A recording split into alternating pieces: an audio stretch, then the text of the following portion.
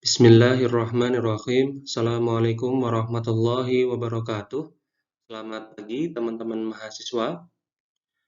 Baik, pada kesempatan hari ini kita sama-sama akan belajar selama satu semester ke depan, yaitu terkait dengan mata kuliah statistik dasar. Lebih lanjut, pada pertemuan hari ini kita hanya akan terfokus pada kontrak perkuliahan saja. Sedangkan untuk materi baru akan kita bahas mulai pertemuan kedua minggu depan.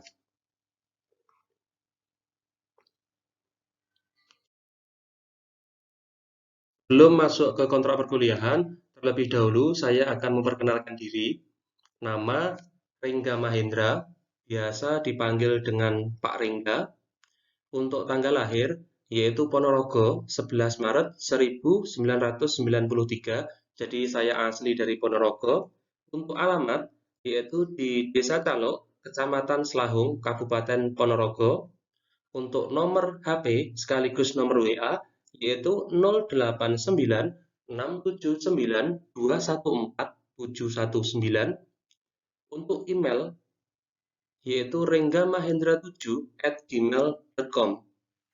Dan yang terakhir, terkait dengan riwayat pendidikan, yaitu S1 Pendidikan Matematika IKIP PGRI Madiun, di mana untuk IKIP PGRI Madiun sekarang sudah beralih nama menjadi Unipma, dan S2 saya juga sama, yaitu Pendidikan Matematika, tetapi di kampus yang berbeda, yaitu di UNS, Universitas 11 Maret di Solo.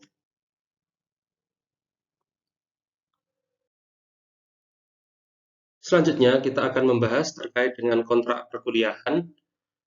Untuk yang pertama, pelaksanaan perkuliahan statistik dasar semester genap tahun akademik 2021-2022 dilaksanakan secara blended learning, yaitu ada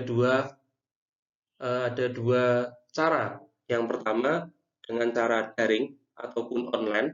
Nah, untuk online itu nanti biasanya saya menggunakan Google Classroom dan grup WhatsApp. Mengapa menggunakan ini? Karena saya mengantisipasi dari pengalaman-pengalaman sebelumnya, jika menggunakan Zoom maupun Google Meet itu kebanyakan dari mahasiswa banyak yang mengalami kendala, entah terkait dengan sinyal ataupun kuota ataupun kadang ada waktu yang bentrok antara kerja dan lain sebagainya. Maka dari itu, agar sama-sama memudahkan, maka saya biasanya untuk metode daring menggunakan aplikasi Google Classroom untuk semua materi dan fokus diskusinya, sedangkan untuk informasi-informasi terkait perkuliahan biasanya akan saya sampaikan pada grup WhatsApp. Selanjutnya untuk yang metode kedua yaitu luring. Bisa dilakukan secara tatap muka, secara langsung. Selanjutnya terkait dengan jadwal perkuliahan sesuai dengan ketentuan di SEAKAT. Artinya kita tidak ada perubahan jadwal. Jadi untuk setiap mahasiswa tinggal menyesuaikan pada SEAKAT.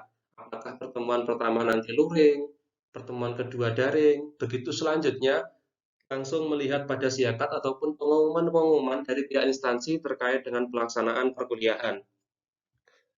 Selanjutnya yang ketiga, durasi pengisian daftar hadir mahasiswa atau juga disebut dengan absensi. Nah, untuk metode daring, pengisian daftar hadir dilakukan sesuai dengan jadwal perkuliahan. Katakanlah untuk statistik dasar, di sini kan durasi waktunya 100 menit. Maka untuk pengisian absensi atau daftar hadirnya yaitu selama 100 menit pada jam perkuliahan. Di luar itu, meskipun mahasiswa mengisi, maka tidak akan saya catat sebagai daftar hadir. Maka jika mahasiswa ingin tercatat daftar hadirnya, maka harus mengisi daftar hadir sesuai dengan ketentuan, yaitu selama jadwal perkuliahan berlangsung.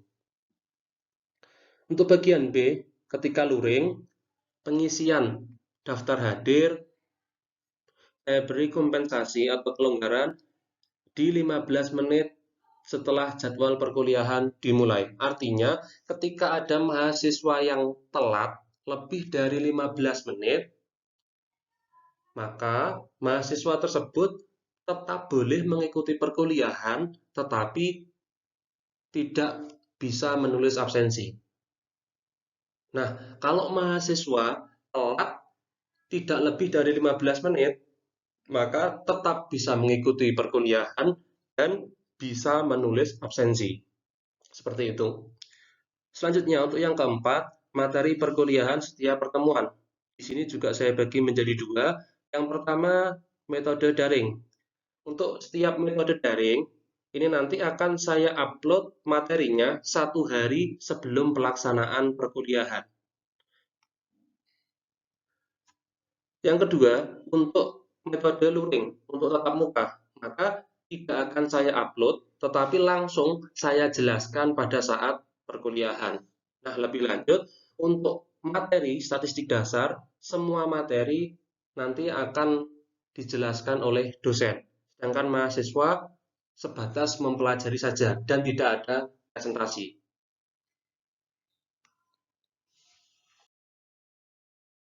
Selanjutnya yang kelima, mahasiswa boleh tidak mengikuti perkuliahan maksimal 3 kali pertemuan.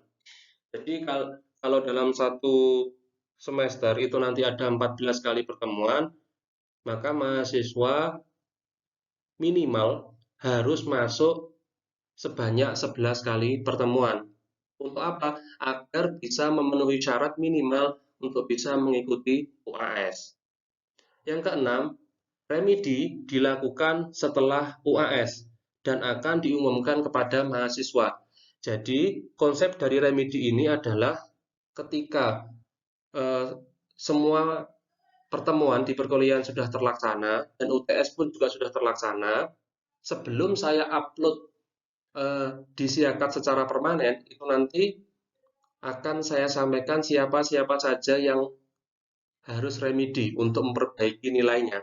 Jadi nanti setelah semua pelaksanaan perkuliahan selesai, nilai UTS UAS sudah selesai dikoreksi, kemudian saya upload di Siakat. Nah, di situ nanti mahasiswa bisa melihat dan sekiranya bagi nilai-nilai yang belum memenuhi syarat kelulusan, nanti akan saya sampaikan untuk bisa melakukan perbaikan. Nah, biasanya untuk perbaikan itu durasinya kisaran 3 sampai 5 hari. Lebih dari itu, maka tidak akan ada remedi yang lainnya. Remedi hanya diberikan kepada mahasiswa dengan nilai akhir di bawah B. Jadi untuk mahasiswa yang mendapat nilai B ataupun lebih dari B, maka tidak ada remedi.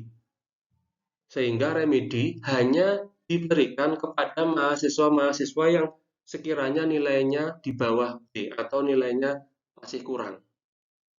Sedangkan untuk deadline pengumpulan tugas UTS maupun UAS adalah menyesuaikan. Jadi menyesuaikan berdasarkan tingkat kesulitan dari tugas ataupun UTS tersebut.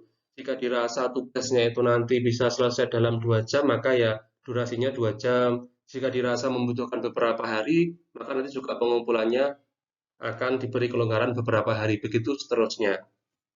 Dan yang terakhir, terkait dengan bobot penilaian untuk nilai akhir. Di sini saya bagi menjadi 5. Yang pertama untuk kehadiran, bobotnya yaitu 10%.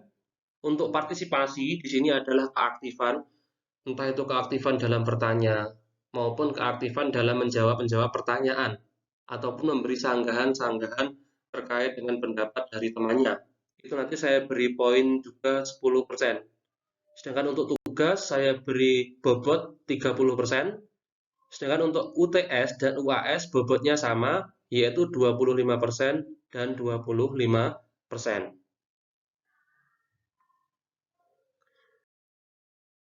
Selanjutnya terkait dengan bahan kajian. Nah, di sini selama 1 semester kita akan membahas beberapa materi secara garis besar, bisa mahasiswa lihat pada slide, yaitu kita akan membahas terkait dengan pengantar statistika, data, variabel, skala, penyajian data, ukuran tendensi sentral, ukuran dispersi, ukuran letak, hipotesis, cara membaca tabel statistik, kemudian uji C kuadrat, uji hipotesis mengenai rata, uji T, uji Z, dan lain sebagainya. Jadi dari beberapa bahan kajian ini akan kita bahas selama 14 kali pertemuan. Sedangkan untuk referensi buku, silakan mahasiswa bisa mencari referensi buku apapun yang relevan yang membahas terkait dengan statistik dasar. Jadi saya tidak membatasi harus buku ini, buku itu, tidak. Jadi setiap mahasiswa boleh mencari buku-buku yang berbeda yang sekiranya itu relevan dan mudah dipahami, itu bisa digunakan untuk perkuliahan statistik dasar ini.